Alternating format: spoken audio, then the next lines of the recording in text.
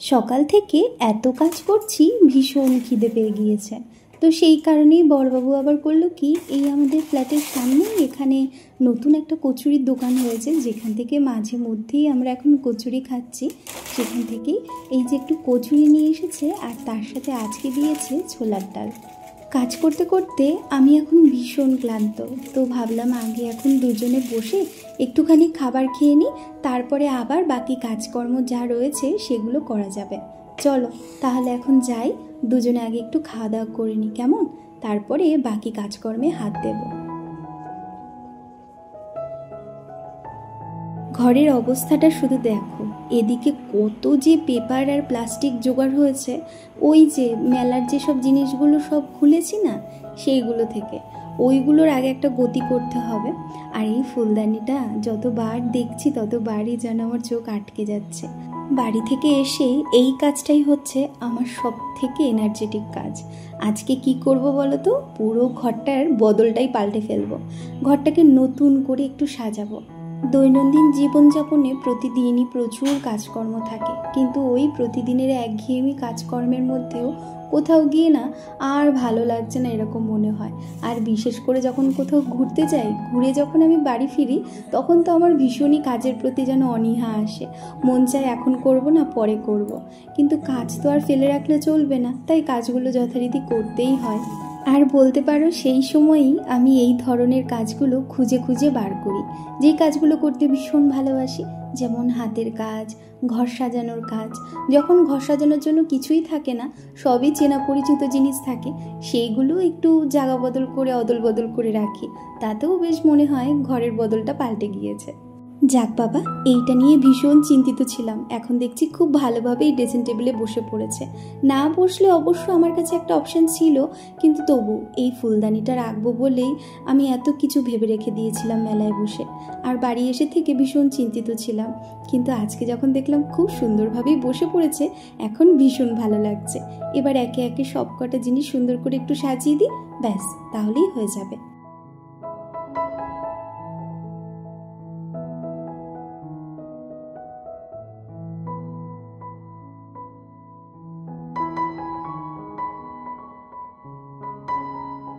আমি যখন অনেকটাই ছোট ছিলাম তখন আমার পিসি বাড়ি টিনের ছিল, কিন্তু টিনের বাড়ি হওয়া সত্ত্বেও পিসি নিজের বাড়িটা এত সুন্দর করে পরিপাটিভাবে সাজিয়ে গুছিয়ে রাখতো, যেটা দেখতে আমার ভীষণ ভালো লাগতো।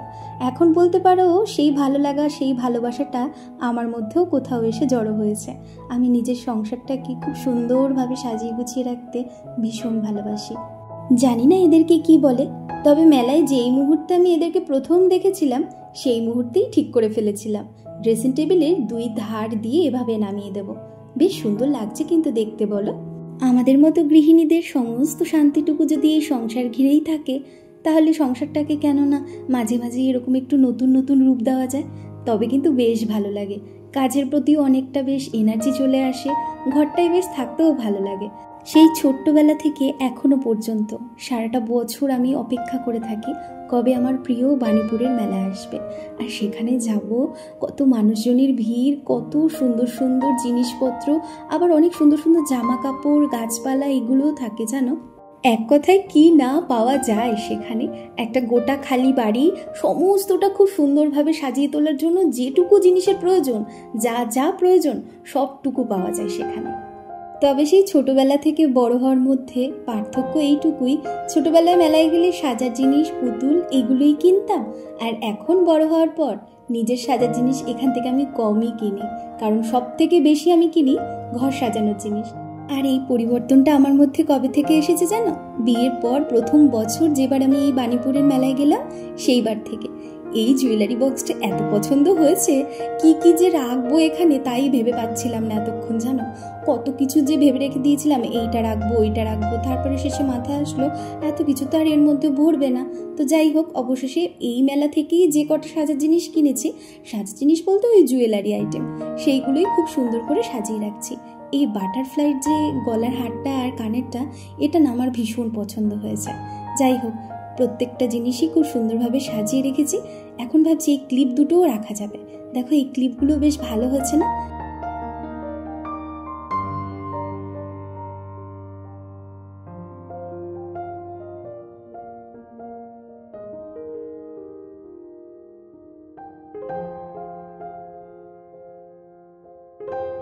ইচ্ছে আছে একদিন একটু সময় বার করে আমার এই প্রিয় ড্রেসিং টেবিলটার মধ্যে আমি কোথায় কিভাবে কোন কোন জিনিসগুলো রাখি, যাতে করে হাতের কাছেও থাকে, আবার খুব সুন্দরভাবে সাজিয়ে গুছিয়ে রাখা যায়, সেইগুলো সবটাই তোমাদের সাথে শেয়ার করব। কেমন?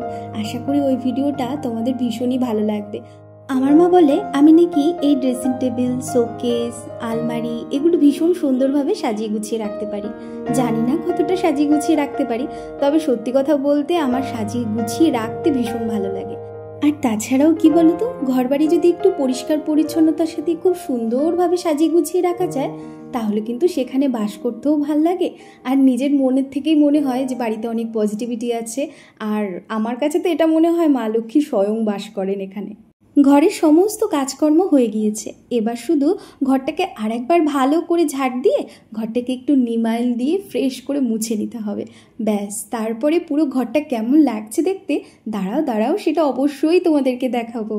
আজকে তো মেলার সব জিনিসপত্র নামিয়ে ফেলেছি, আর তোমরা তো দেখলে ঘরটাও খুব সুন্দরভাবে সাজিয়ে ফেলেছি। তবে ভাবলাম কি যে ঘরটা যখন সাজিয়েই ফেললাম, তাহলে মেলার থেকে আনা কিচেনের যে সমস্ত জিনিসপত্রগুলো রয়েছে সেগুলোও না হয় আজকে একটুখানি পরিপাটি করে ফেলি, যাতে খুব তাড়াতাড়ি সেগুলো ব্যবহার করা যায়। তো সেইগুলো ভাবলাম আজকে যেহেতু ধুতে হবে, মানে ওই যেসব কন্টেনারগুলো কিনে টিনে এনেছি সেগুলো তো ধুতে হবে, মানে যেগুলো এখন ব্যবহার করব সেগুলো ধুয়ে রাখবো, আর যেগুলো এখন ব্যবহার করছি না সেইগুলো ঘরেই রেখে এসেছি, ওইগুলো না ভাবছি এখন বক্সের মধ্যে তুলে রাখবো, যেখানে আমি খুব যত্ন করে আমার রান্নাঘরের সমস্ত জিনিসপত্রগুলো সাজিয়ে গুছিয়ে রেখে দিই। যখন প্রয়োজন পড়ে তখন আবার ওখান থেকেই বার করে তারপরে ব্যবহার করি। নতুন নতুন বাসনপত্র, নতুন নতুন ঘর সাজানোর জিনিস, এগুলো যে আমার কি ভারী ভালো লাগে। মন চায় সারাদিন আমি এগুলো নিয়ে থাকি, আর এগুলো দিয়েই ঘর সাজিয়ে যাই, রান্নাঘরটাকে একটুখানি চেঞ্জ করি। আমার মনের মধ্যে শুধু এগুলোই ঘোরে জানো। তবে জানো, আমার মা আবার রান্নাঘরের এই সমস্ত জিনিস ভীষণ ভয় পায়। কেন বলো তো? এগুলো তো হাত থেকে পড়লে ভেঙে যাবে, তাই সেরামিকের জিনিস, কাচের জিনিসপত্র এগুলো তার ভীষণ ভয়ের জিনিস। আমাকে তো সবসময় একটা কথাই বলে, তুই কি করে এগুলো ব্যবহার করিস রে সবসময়, ওই জন্যই তুই টুকটুক করে কাজ করিস।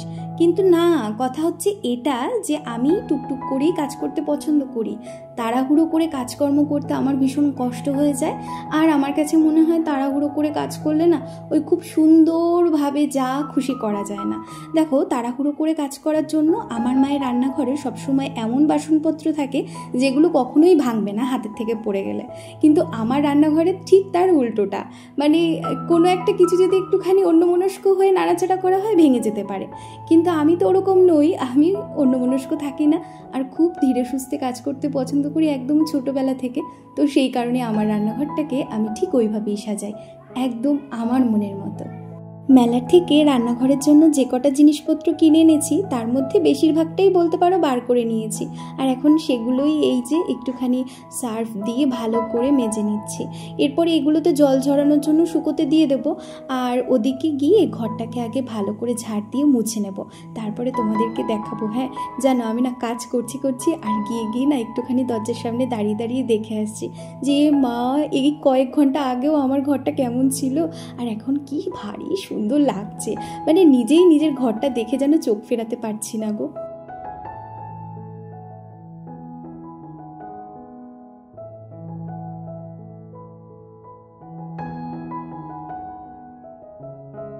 আচ্ছা, এতক্ষণ পর্যন্ত যারা তোমরা আমার ভিডিওটির সাথে রয়েছো, তোমাদের প্রত্যেককে জানাই অসংখ্য ধন্যবাদ। আজকে আমার ঘর সাজানোর ভিডিওটা তোমাদের ঠিক কেমন লাগছে তা কিন্তু অবশ্যই একটা কমেন্ট করে জানিও। কেমন ভালো লাগলে একটা লাইক করে দিও। তোমরা সবাই খুব ভালো থেকো, সুস্থ থেকো, ঈশ্বরের কাছে সর্বদাই এই প্রার্থনাই জানাই। আর হ্যাঁ, যারা তোমরা আমার ভিডিও দেখতে ভীষণ ভালোবাসো কিন্তু এখনো পর্যন্ত আমার চ্যানেলটিকে সাবস্ক্রাইব করোনি, তোমরা চাইলে আমার চ্যানেলটিকে সাবস্ক্রাইব করে নিতে পারো। তবে চলো এবার দেখে নেওয়া যাক পশ্চিমবঙ্গের দ্বিতীয় বৃহত্তম মেলার থেকে আমি কি কি কিনেছি আর সেগুলো দিয়ে আমি ঠিক কিভাবে আমার ঘরটাকে সুন্দর করে সাজিয়েছি।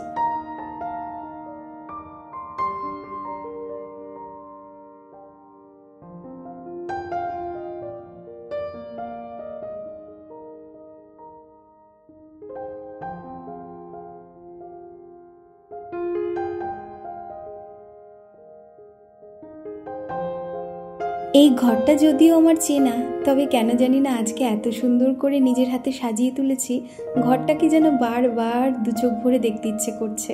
নিজের ঘরটাই নিজের কাছে কেমন জানি অচেনা লাগছে। তবে এক কথায় আমার শান্তির স্থান অপূর্ব সুন্দর লাগছে।